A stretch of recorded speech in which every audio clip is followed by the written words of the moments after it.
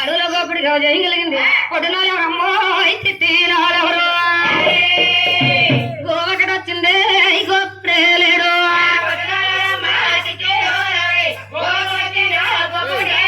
అలా దొరకపట్నాలు రాజుగారు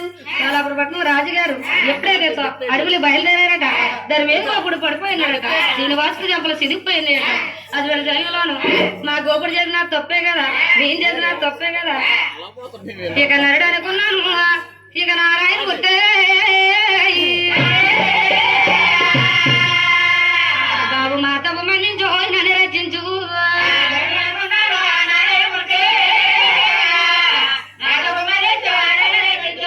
మా గోపుడు చేసిన తప్పే కదా నేను చేసిన తప్పే కదా నా తప్పు మన్నించి నా కొరకు మన్నాడట అటువంటి సమయంలోను ఆయన నేను చూడగా అవుతారు మరి చదువుతారు వెళ్తాను నువ్వు సంతానం లేక చింతకుంటావు బాల పాపలు లేక బెంగ పడతావు అటువంటి సమయంలోను నీ భార్య చూడగా దాన్ని నీరే వేయబడుతుంది నువ్వు ఆకాశంలో చేయబడతావు ఎల్లెద్దుకులది ఏరు పూసి 12 మంది పాలేరుతోటి బంగారు నాగలతో పొలం దున్నుతావు బంగారు నాగల పెట్టి తగులుతుంది పెట్టిలో బాలు దొరుకుతుంది పద్మావతిని పేరు పెట్టి పెంచి పెద్దాన్ని చేసి నా కాళ్ళు గడి కన్యాసనం చేస్తే నేను ఆడుకుంటే బాబాలని ఆడి పాసిపోతాయన్న ఆడిపోయిందా గొలగోపుడు చూడగా వరపెట్టినట ఓ గొలగోపన్న నేను చూడగా 7 గంటల్లో 7 గుళ్ళు గొప్పరాలు నేనే పెడతాను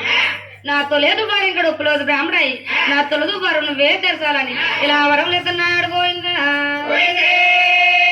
అది వెడితే విష్ణుమూర్తి గారు 12 ఏళ్ళ పచ్చి వాళ్ళయి అడవులు కట్టాడు వెళ్తా ఉన్నాడట ఒక లానే సంధ్యానం లేక చింతకున్నదట ఓయ్ బాల పాపలు లేక బెంగకున్నదట అడగడ సరిలో ఒక లాదేమన్నది ఆయన ఇది కొట్టిన ఎవరయ్యో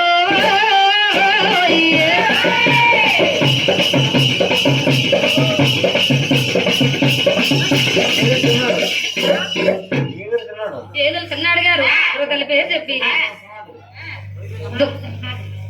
ఏదులు చిన్నోడు గారు కుమారుడు సింహాద్రి గారు